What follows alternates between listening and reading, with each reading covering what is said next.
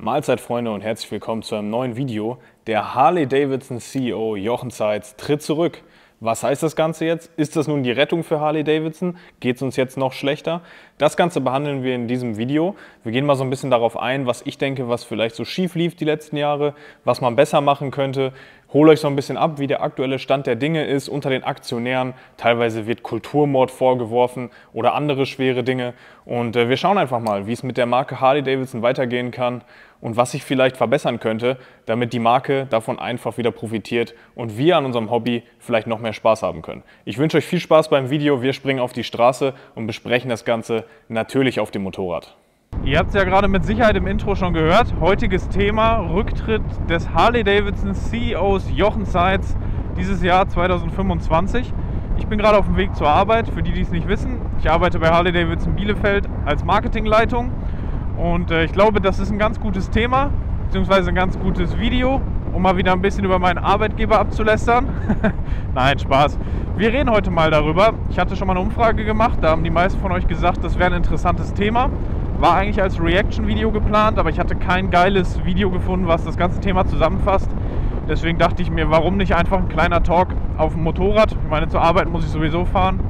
Ja, das ganze Thema, unser CEO Jochen Zeitz ist ja ein Deutscher, früherer CEO von Puma, hat die letzten Jahre die Leitung des Unternehmens Harley-Davidson übernommen. Ja, man kann sagen, mehr schlecht als recht. Alles, was ich in diesem Video sage, ist kein persönlicher Angriff gegen den Jochen. Ist mit Sicherheit ein korrekter Typ, aber jetzt reden wir ja gerade auch quasi nur über seine berufliche Leistung und die war meiner Meinung nach suboptimal. Natürlich kann man immer nicht sagen, dass das Ganze nur an einer Person liegt, aber aber es ist nun mal einfach so, dass der, wie sagt man, der Fisch stinkt zuerst am Kopf oder so. Gibt es da irgendwie so eine alte Redewendung? Und er trägt als CEO nun mal die Verantwortung für das, was in den letzten Jahren bei Harley passiert ist. Und ich glaube, da können wir halt viel besser machen. Ganz kurz, um euch abzuholen, wie ist aktuell der Stand der Dinge, für die, die es nicht wissen. Es wurde bekannt gegeben, dass Jochen Zeitz dieses Jahr zurücktritt. Die Informationen, die ich aktuell habe, ist, dass er persönlich einen, lass mich nicht lügen, ich glaube Jonathan Roots oder so heißt der, das ist der Finanzvorstand, glaube ich, also der CFO. Chief Commercial Officer heißt das, glaube ich, also der sich wahrscheinlich um das Finanzielle kümmert. Den schlägt er als direkten Nachfolger von sich vor. Der hat unter ihm jetzt auch natürlich ein paar Jahre gearbeitet. Ob das immer so sinnvoll ist, dass quasi jemand, der zurücktritt, weil die Leistung nicht optimal war, einen Nachfolger vorstellt, der schon unter ihm gearbeitet hat. Ich meine, der Typ hätte ja auch vorher schon Einfluss nehmen können auf die Marke. Ist aber, glaube ich, seit 2011 im Unternehmen, also wird die Marke auf jeden Fall kennen. Heißt aber natürlich nichts. Habe mich jetzt mit dem Typ nicht näher auseinandergesetzt, aber von meinem ersten Bauchgefühl würde ich sagen, frischer Wind könnte dem Ganzen vielleicht nicht schaden. Will aber jetzt da auch nicht denjenigen vorverurteilen. Ich meine, vielleicht würde er auch einen mega geilen Job machen. Was ich auf jeden Fall mitbekommen habe, dass H Partners heißen die, glaube ich. Das ist ein Großaktionär, der 9% der Anteile von Harley-Davidson besitzt. Dass der strikt dagegen ist und dass wohl jetzt am 14. Mai, glaube ich, eine Aktionärsversammlung ist von den Großaktionären, wo dann zusammen mit dem Vorstand darüber debattiert wird, wer denn die Nachfolge bilden wird. Und der Vertreter von H Partners hat scheinbar irgendwie sogar was ins Leben gerufen, was sich Free the Eagle oder sowas nennt, wo er versucht, die komplette Führungsriege von Harley-Davidson aktuell zu, reformieren. Das heißt, er sagt, da ist so viel Scheiße gelaufen, das ist Kulturmord gewesen und sowas. Das muss komplett, sage ich mal, von Grund neu aufgebaut werden und da brauchen wir ein frisches Team. Bin ich zum gewissen Teil dabei. Wie gesagt, man kann nicht immer alle Leute verurteilen, also man kennt das ja aus seinem eigenen Arbeitsleben, man möchte manchmal vielleicht Projekte realisieren, ist aber nicht möglich, weil man nicht das richtige Team um sich hat. Deswegen würde ich da jetzt nicht jeden direkt irgendwie den schwarzen Peter zuschreiben, der da aktuell arbeitet. Aber ich denke auch, dass vielleicht jemand, der schon aus der Motorradindustrie kommt, der auch die Marke Harley-Davidson sehr, sehr gut kennt und eventuell auch selber Harley fährt und diese ganze diesen ganzen Mythos dahinter versteht, der versteht, was es bedeutet, zu seinem lokalen Händler, zu einem Open House zu fahren, der versteht, was Customizing bedeutet, der versteht, dass ein Revolution Max Motor, der zwar ein guter Motor ist, dass der aber keinen Harley-Fan zufriedenstellt. So jemanden brauchen wir, glaube ich. Und das ist natürlich nicht unsere Entscheidung. Was aber schon so ein bisschen in unserer Hand liegt, ist, oder in meiner Hand liegt, ist, mich dazu zu äußern, was ich denn denke, was Sinn machen würde. Nicht in Bezug auf Personen, ich bin ja kein Headhunter oder so, der sich irgendwie jetzt da mit wirtschaftlichen CEOs auseinandersetzt, aber da ich halt eben bei Harley-Davidson im Marketing arbeite und eben auch durch dieses Influencer-Dasein der letzten Jahre, vor allem mit der Reichweite auf Instagram, da schon relativ tief in der Szene drin bin, glaube ich, kann ich da ein paar ganz gute Punkte zu sagen. Kurze Werbeunterbrechung, denn dieses Video hier wird unterstützt von meinem langjährigen Sponsor Iron Optics. Die machen Made in Germany Custom Parts für eure Harley. Und ihr wisst ja, an meinem Bike ist jetzt mittlerweile nicht mehr viel Serie und sehr, sehr viele dieser Teile sind tatsächlich von Iron Optics, denn ich finde, bei denen ist das Preis-Leistungs-Verhältnis einfach am besten.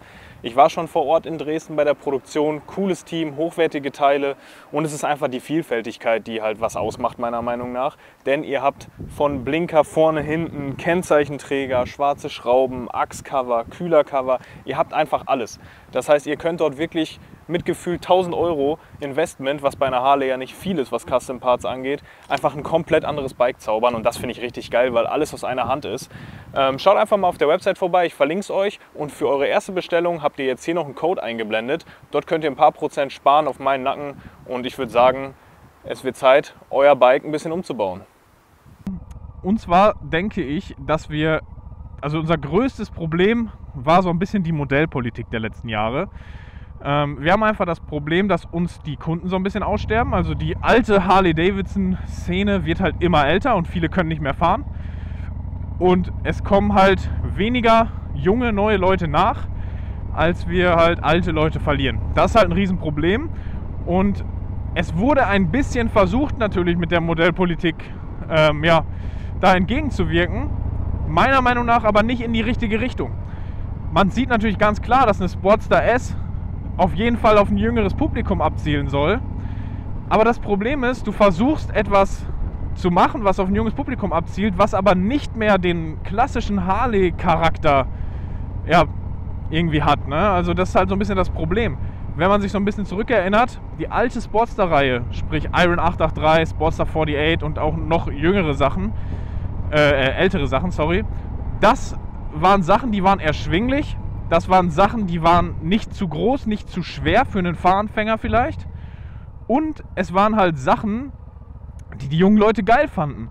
Weil wir brauchen nicht ein Modell erschaffen, was jetzt die jungen Leute abholt, sondern wir müssen die jungen Leute mit dem abholen, was Harley mal ausgemacht hat. Und das ist einfach schöner V-Twin-Charakter. Schönes Geblubber, schöner Motorlauf und einfach Customizing. Und dieses Ganze hinter der Marke, ne, das ist das, was die jungen Leute abholen soll. Und da haben wir natürlich aktuell gar nichts. Wir haben kein einziges Einsteigermodell. Ne, man braucht nicht meinen, dass unser eigentliches Einsteigermodell, die Nightstar mit, was weiß ich, 17.000, 18.000 Euro oder so, in irgendeiner Richtung ein Einsteigermodell ist.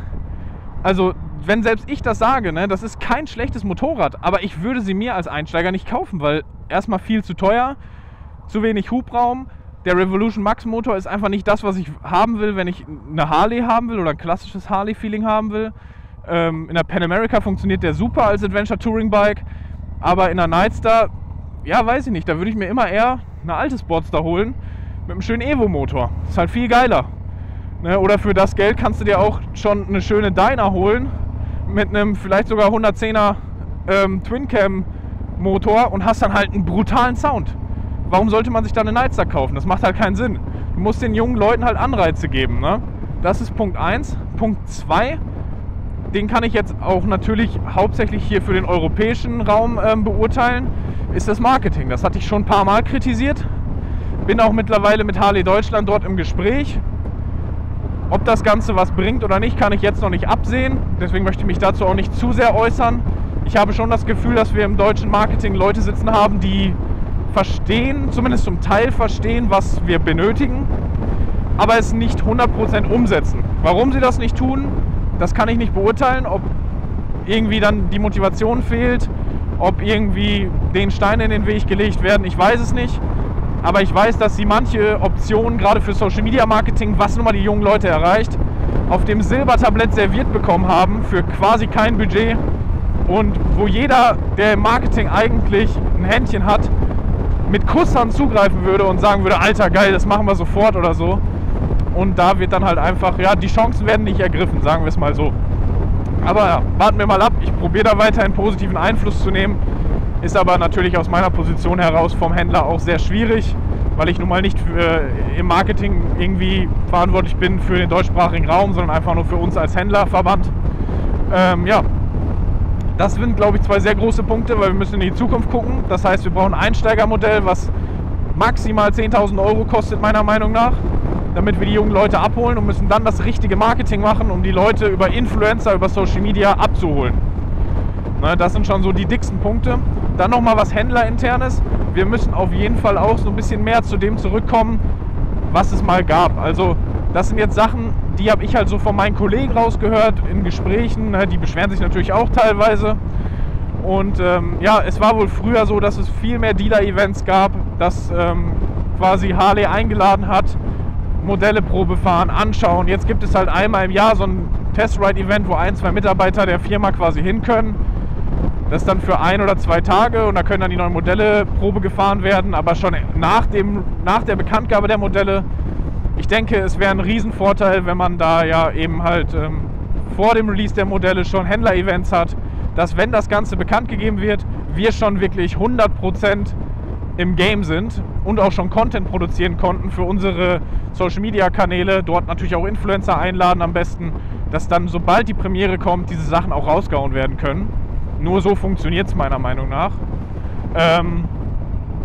Genau, und dem einhergehend auch, was unser Verkauf immer sagt, dass wir wieder eine entzerrtere Saison brauchen. Es war früher wohl so, dass die neuen Modelle am Ende des Jahres oder so bekannt gegeben wurden und dann konnte man halt schon Vorbestellungen machen und so, und es war halt immer so, dass beim ersten Open House schon die neuen Modelle quasi im Laden standen. Heutzutage ist das ja leider nicht mehr so. Die Modelle werden ja viel später bekannt gegeben und dann dauert das teilweise. Also bei uns trudeln halt jetzt so, also innerhalb der letzten 4 Wochen sind so die ganzen neuen Modelle eingetrudelt, was halt viel zu spät ist. Und dort finde ich es auch ein Ungleichgewicht. Also dann kriegt der eine Händler seine Demo-Bikes auf einmal 3 Wochen vorm anderen und natürlich fahren dann alle zu Händler XY, fahren da Probe, auch von unserem Kundenstamm, weil sie die neuen Modelle testen wollen. Da finde ich, müsste es ein generelles Depot geben, wo diese Bikes erstmal gesammelt werden, dass dann alle Händler in Deutschland zum Beispiel möglichst zeitgleich, also ist ja nicht 100% möglich, aber möglichst zeitgleich, vielleicht innerhalb von 7 Tagen ihre Bikes bekommen, um einfach da auch Chancengleichheit zu schaffen. Ne? Das wäre halt wichtig. Und ich glaube auch ein Punkt, den man ansprechen muss, da muss ich vorher einen kleinen Disclaimer machen, also versteht mich nicht falsch. Ich möchte mit dem, was ich gleich sage, keinerlei Intoleranz ausdrücken. Ich möchte nicht sagen, dass die Harley-Szene intolerant ist oder sonst was.